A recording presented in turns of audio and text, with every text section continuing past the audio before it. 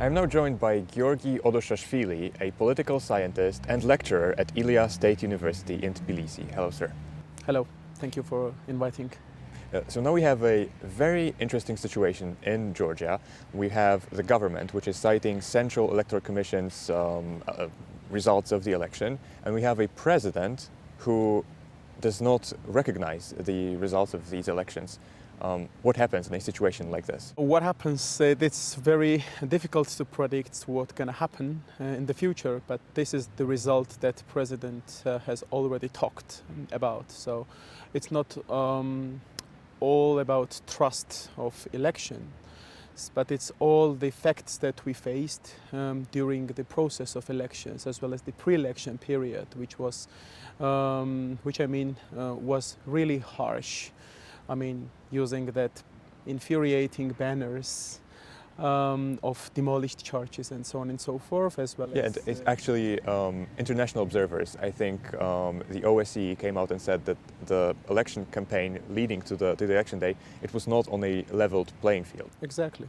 Rigging election is not all about rigging the process and post-election period. It's like what's going to happen to the people, how the government as well as other political organizations have an influence of the right to vote for the people. So it's what we saw before election. It's not fair, of course, and also at the process of elections, because like I was an observer in more than 18 stations, and what I saw, I'm really shocked, because like mobilizing people, agitators, like bringing people onto the stations, and like manners, what they were, how they infuriated people, how they like behaved to the people they brought. It's out of this world. Really. I can't really explain. I have never seen people behave to people like that.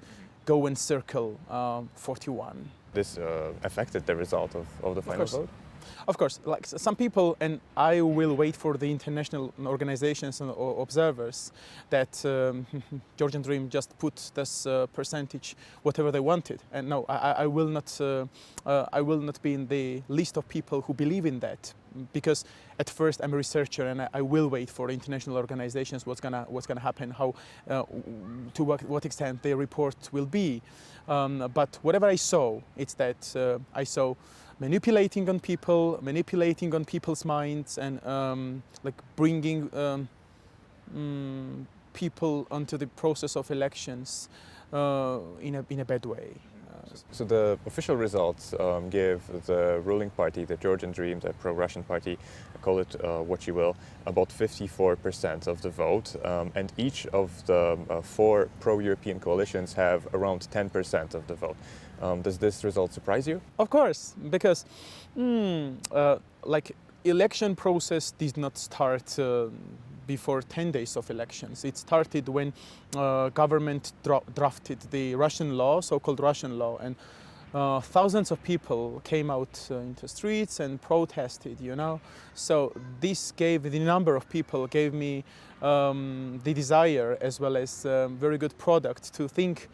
It was a very good product to think and to predict that more than 30% of Georgian population would vote for opposition parties, because if we believe that this 53%, if we count that this is like the voters of Georgian Dream Party is more than 53, we have to look this into the reality. That means that every third, every second person is pro-GD. That means that every second, every third is anti-European. That's not real. That's not fact. We live in Georgia. Georgia is not like a big country. We know each other. We know people around us, and they literally don't vote for GD. Not my bubble, but the bubble of my friends and so on and so forth. They don't do it. How is it possible that every second, every third? This is not realistic.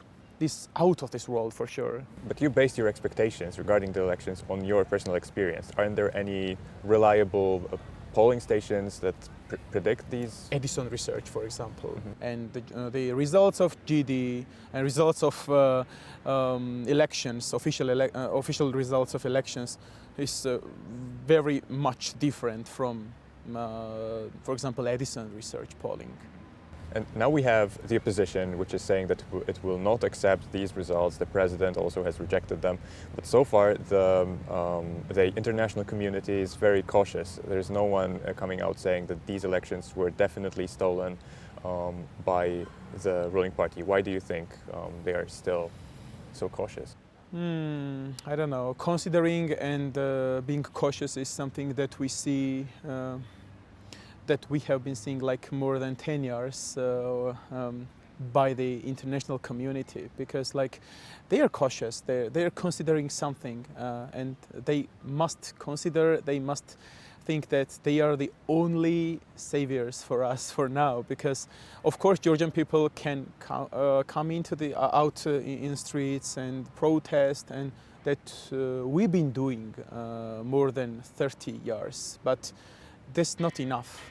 International community must help Georgian people, and they must not be cautious, because Georgian people, they saw Georgian people 3 months ago in the streets, 4 or 5 months ago when we were protesting these anti-state laws that literally are implemented now.